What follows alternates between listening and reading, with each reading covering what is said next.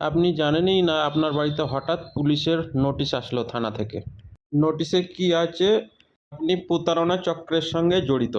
থানাতে যাওয়ার পর জানলেন আপনার নামে আরও একটি সিম আছে, সেটি কিনা অন্য কেউ ব্যবহার করে অনেক টাকা ফ্রড করেছে আর আপনাকে জেলে যেতে পাঠিয়েছে।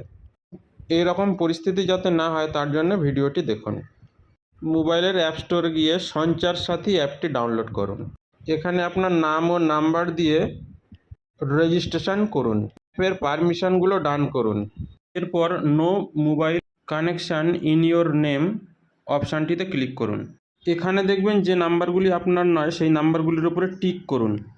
এরপর 3টি অপশান আসবে, এখানে নট মাই নাম্বার ওই নাম্বারে ক্লিক করুন।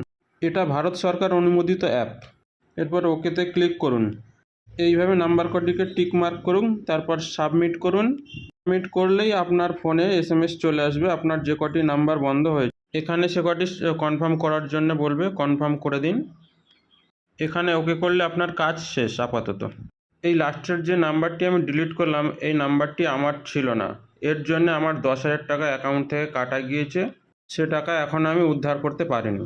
ভিডিওটি ভালো লাগলে অবশ্যই